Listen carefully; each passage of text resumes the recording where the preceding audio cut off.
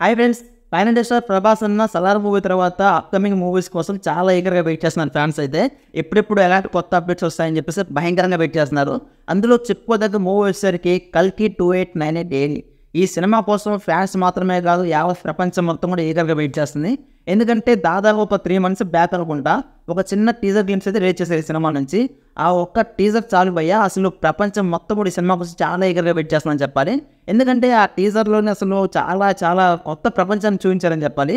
అమితాబ్ బచ్చన్ గారు, దీపికా పదుకోనే, కమల్ హాసన్ గారు, ప్రభాస్ అన్న ఇంతమంది కలిసి యాక్ట్ చేస్తానంటే ఈ సినిమా మార్కెట్ ఏ రేంజ్లో ఉంటుందో ఒక్కసారి మీ ఊరికి వదిలేస్తున్నాను. సో అయితే ఈ సినిమా గురించి రీసెంట్గా ఒక ముంబైలో జరిగిన ఐఐటి ఇంటర్వ్యూలో ఒక చిన్న లీక్ అయితే రిలీజ్ చేశారు. ఈ సినిమా డైరెక్టర్ వచ్చి నాగేశ్వరి గారు అంటే ఈయన పాత సినిమా వచ్చేసరికి మహానటి సినిమా ఒకటి చేశారు. ఈ సినిమా నేషనల్ అవార్డు వచ్చింది, చాలా పెద్ద బ్లాక్ బస్టర్ హిట్ అయిపోయింది.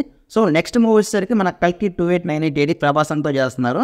అయితే రీసెంట్గా ముంబైలో జరిగిన ఒక ఇంటర్వ్యూలో ఆ యొక్క సినిమాల గురించి వాళ్ళ అభిప్రాయాలు వాళ్ళు షేర్ చేస్తున్న టైంలో కల్కి 2898 గురించి ఈయన ఒక పోస్ట్ అయితే షేర్ చేశారన్నమాట.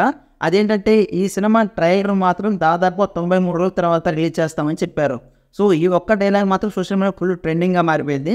అంటే 93 రోజుల తర్వాత అంటే ఈ సినిమా రిలీజ్ టైం వచ్చి దాదాపు April 1 అవ్వచ్చేమో అని చెప్పేసి ఈ న్యూస్ అయితే ఇన్స్టాగ్రామ్లో అండ్ అలాగే సోషల్ మీడియాలో ఫుల్ వైరల్గా మారింది.